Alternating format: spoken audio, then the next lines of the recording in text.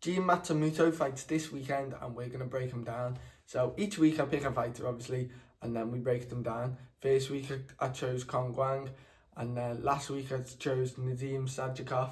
Both of them have won. So can this week be the same? Can Jean extend his already crazy unbeaten run? He's 16-0 and he's only like 26, and now he's fighting Rob Font, which is the biggest challenge to date to his career, and I think he is going to win. The reason I'm breaking him down is he's obviously so young. He's 16-0.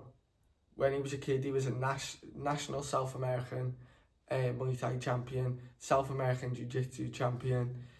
He's 2-0 in the UFC, and if you watch his Dana White Contender Series fight, unbelievable striking. So let's actually look at that Dana White Contender Series fight, which is how he got his contract. He was 24, and he was fighting someone called Tanner, and that Tanner, he was Henry Cejudo's boy. He was like 31, dead high wrestling credentials. And then Jean Matsumoto, he's from Brazil. He's obviously champion in Muay Thai, two-time champion in Muay Thai actually, champion Jiu-Jitsu, but he just has a great overall MMA game. And Dana, he was more of a wrestler, and MMA guru getting proven right once again about unless you're from the Caucasus, wrestling doesn't matter. But the leg kicks, brutal. You need to go and watch that fight. Jean Matsumoto instantly smashing the legs. I think after the second round, he had 22 leg kicks landed. Like, that is crazy. Every time as well too though, he doesn't throw single shots. He might do like a left hook backhand, left hook kick, or he might just do a left hook kick. He'll always end his combo, especially in that first round. He was ending all his combos with a kick.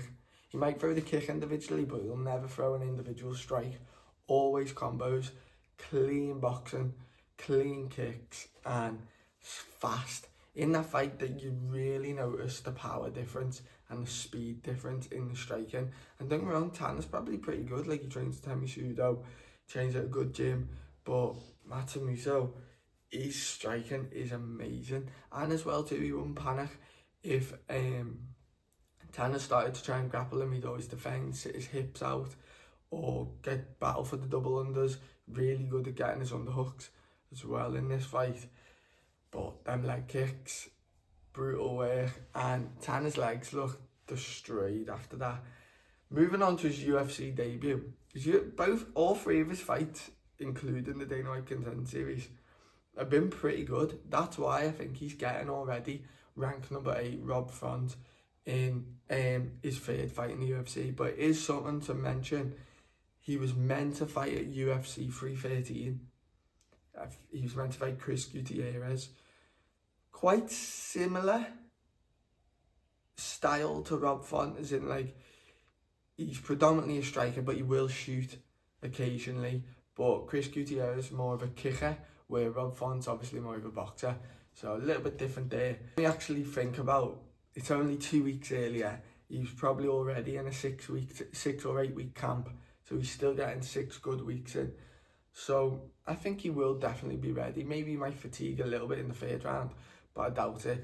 His conditioning's unbelievable. And one thing about all his fights, but including the Dana White Contender Series fight, he doesn't move back when someone's applying shots on him. He holds his ground. He has a nice high guard, lets them shot on him, and then unloads his shots back.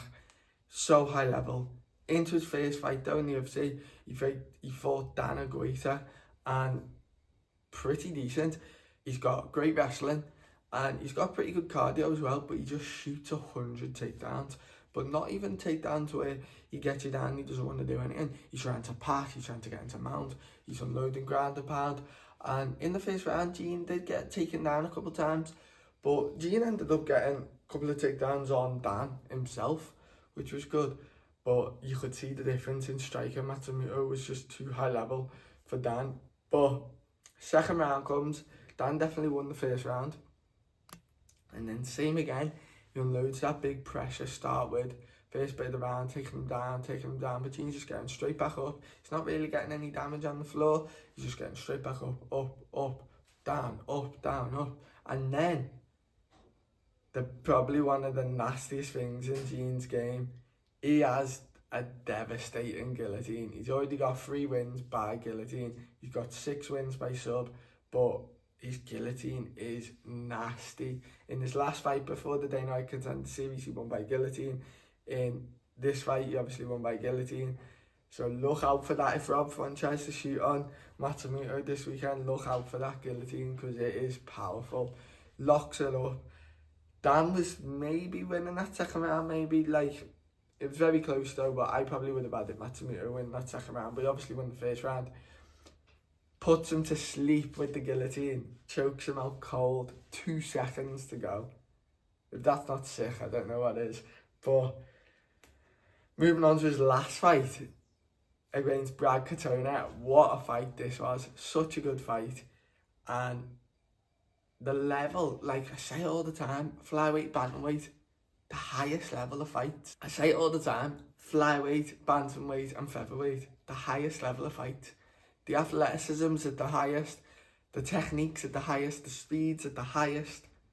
You have to be the most unbelievable athlete, MMA fighter, wrestler, striker to get in these divisions in the UFC. They're so high level that you have to be unbelievable to even get in there. It's different for heavyweight and like heavyweight. So that's why I love watching these, and this fight, like they're not even in the rankings and they're putting on a fight like this. Matsumoto, he had Brad Katona's read down. Brad kept throwing an inside leg kick, and every time he'd throw an inside leg kick, he'd throw a hook backhand. Every time it'd land all the time.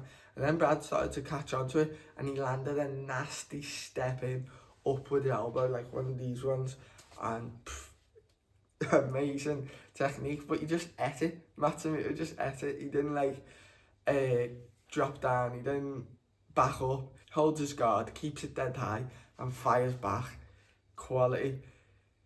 Watch this fight as well. This fight is amazing, so definitely watch this one. But overall though, noticing about this fight was both of them could keep their cardio for the whole 3 rounds. Both of their cardios were through the roof, where I feel like in the Dan Aguita fight, Matsumoto kind of pulled away in the second round because Dan started to fatigue a bit. Where this fight, round 2, amazing again.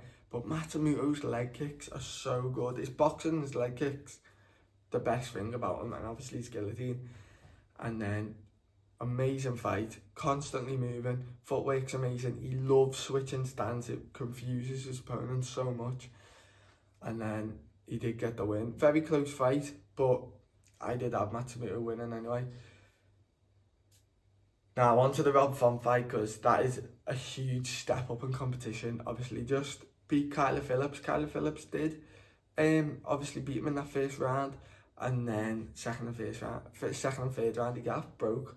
Kyler Phillips, especially that third round, just unloading his shots. He loves them uppercuts.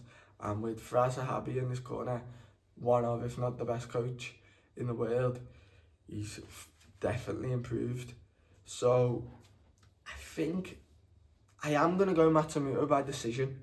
I think he will be too much with the kicks. I think his leg kicks will be so much, and I think even if Rob tries to shoot on him, because Rob does go for the occasional takedown, I think Matsumoto will be able to defend and then fire back knees in close. He has got to worry about the body shots though of Rob Font, because obviously Rob Font's boxing, unbelievable. And Matsumoto keeps his hands dead high. So, because he's got a nice high guard, his body's open. So, maybe he needs to look out for that. But I think Matsumoto will pick him apart and he'll end up getting the job done by decision.